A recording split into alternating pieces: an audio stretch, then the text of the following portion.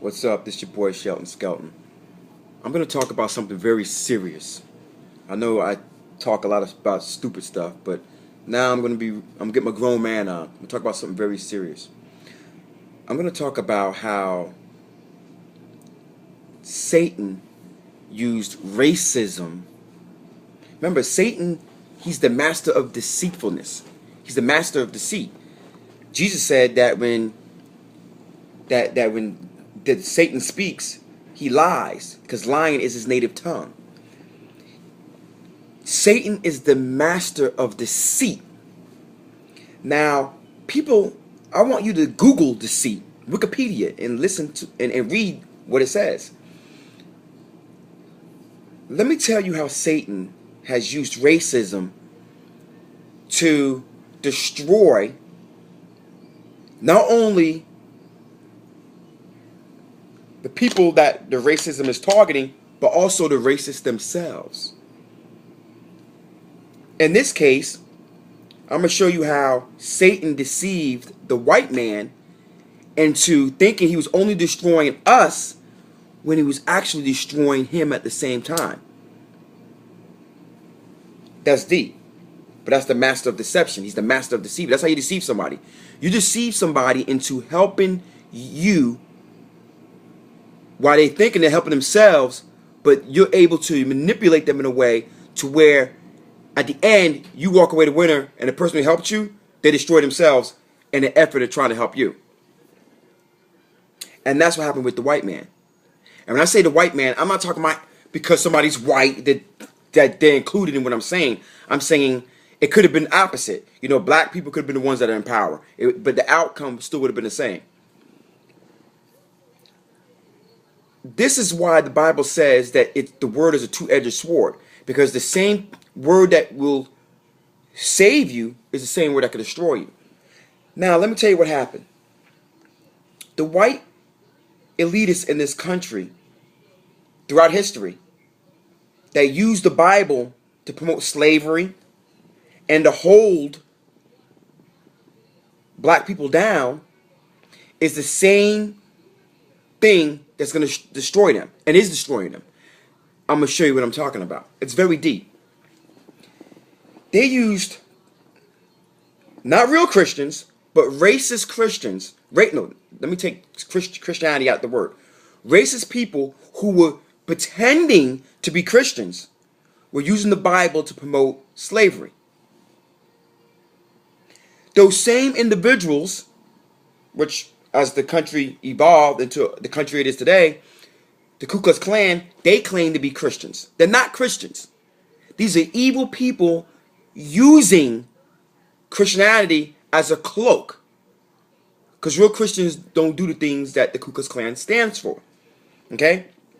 Now, they used the Bible in the 40s and the 50s, and they used racism to hold back a group of people. Let me tell you what they did. They said blacks couldn't vote. Blacks couldn't marry interracially. Blacks were excluded from everything. So we as a people felt like we had a right. You know, blacks, we wanted to vote. We wanted to be able to marry. We wanted to be able to have interracial relationships. And for many, many decades, white racist people, because Satan used racism as a tool to divide us. You understand what I'm saying?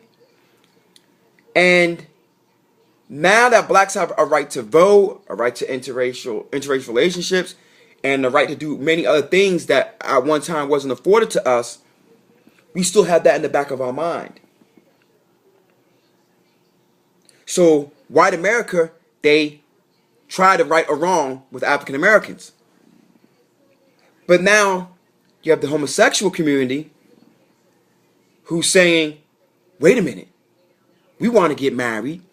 We want to, do this. We want to do that, And now they're able to rally blacks, African Americans, to their battle cry, because even though we know it's morally wrong, we understand where they're coming from, Because we at one time too were being deprived of our civil liberties and rights, just like they are now.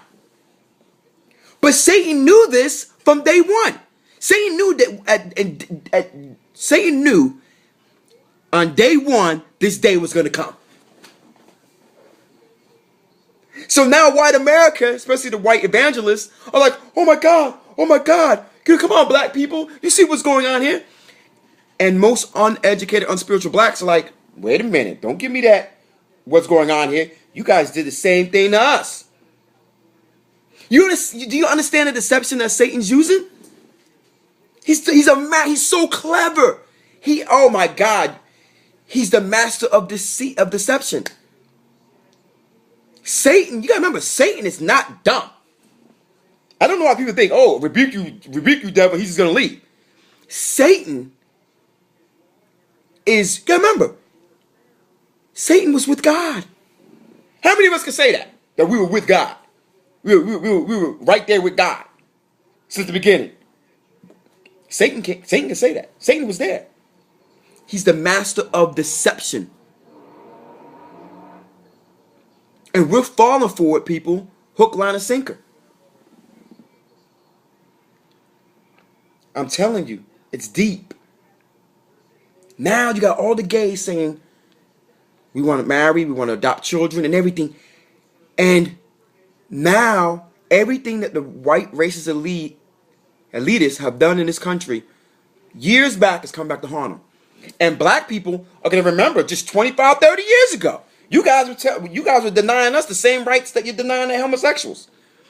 And now we're thinking that, well, it wasn't morally right for us, for them to do that to us. It's not morally right for them to do that to them. So now there's a conflict going on in people's minds. Because Satan was able to use racism as deception. If racism did not exist, the homosexuals they wouldn't have an argument. They wouldn't have an argument. That'd be it. But since racism does exist, everything that the white elitists have done in this country has come back to haunt them. And I'm going to tell you what's coming next. The pedophiles are next. The pedophiles are going to ask for their rights. Because I researched this stuff. Most pedophiles will tell you they were born that way. They always had sexual fetishes toward children from day one. Don't believe me? Google it. Go to CNN, go to 2020, go to Dateline, go to MSNBC. They talked about it. Most pedophiles always had sexual attraction to children even since they were children themselves. They were born that way. So now the gays are also saying, now peep the game. The gays are saying they were born that way. Since they were little, they felt they had the sexual urges and the sexual desires to be with the same sex. You also have young men who say that they want sex changes. They had a 5-year-old. You remember the 5-year-old that was on Oprah that said that he wanted to be a little girl? He was a little boy, said he wanted to be a little girl. And Oprah and everybody says, well, they feel the child has a right to choose their own sexual identity. If you're saying a child is old enough to make that decision, a 5 or 6-year-old has the wherewithal to decide what sexual identity they want to identify with the most, and they have a right to start making those changes that early in life, there's also fair to say that child also has the wherewithal to decide whether or not who and who not they want to have sex with. It's opening Pandora's box, people. That means if a child says, listen, if a little 5-year-old boy says, listen, I want to be a girl, and then you start giving him hormonal treatment, he makes that decision on his own, it's only fair to say that child has a right to choose who he wants to be with sexually. And if the pedophile says, listen, this is how I am, and this child, he wants me to have sex with him, and the child wants to have sex with me, who are you to stop us?